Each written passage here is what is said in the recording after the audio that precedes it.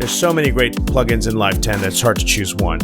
I could talk about Wavetable, and sure enough, people will compare it to Serum and Massive in terms of really powerful Wavetable synthesizers. I could talk about how Max for Live is now baked right into Live, and when you launch it, it doesn't feel like an added stepchild.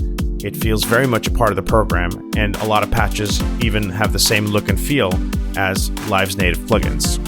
I could talk about how Wavetable Synthesis creates an incredible audio palette that Live didn't have before. There can be searing leads, basses, pads. I could talk about the pedal plugin, which is modeled after an analog guitar stomp box. It can give you some great distortions. I could talk about Echo, which has amazing analog delays and modulations that create some crazy sounds. But even with all of these amazing tools, there's one that really stands out, and for me, it's Drum Bus. Drum Bus is a one-stop shop for drums, and it can make all your drums sound absolutely amazing. It's got parallel distortion modules, a compressor, and a boom module that's absolutely unbelievable. I'm going to go ahead and turn down these other tracks so you can really hear Drum Bus in its full glory.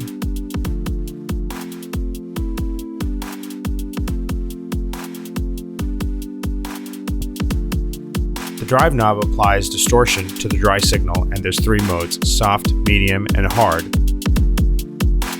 The hard distortion is a clipping distortion. You've got a trim that adjusts the signal after that. You've got a fixed compressor. You've got crunch, which is added distortion on top of that. Now you can dampen it to give it a little muddier of a sound if you like.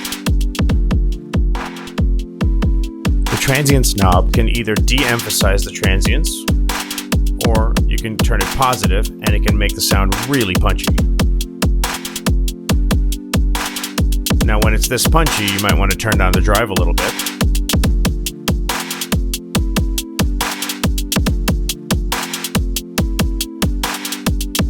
And now let's talk about the all-important boom knob, which accents the low-end frequencies. The frequency can be set by the knob right below it. And if you look at the bottom, you see the MIDI notes that's closest to the frequency that you're adjusting, which helps you tune the boom to your music. The decay, of course, sets how long the boom goes on for. Let's fine-tune these settings and audition the drums with and without the drum bus.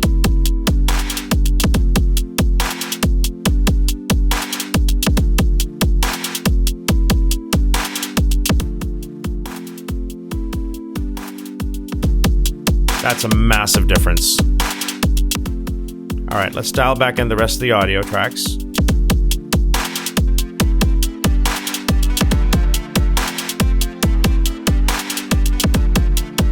As you can see, Live 10 has some amazing tools, but the drum bus is my favorite because it's a one-stop shop for all drums. It creates just the kind of punch you're looking for, and it's an amazing plugin.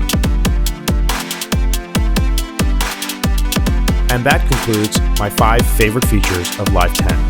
In the weeks ahead, I'll post more in-depth videos that talk about some of the features I mentioned here and some of the things I didn't have time to mention in these short videos. I hope this has been useful to you. I'll see you next time.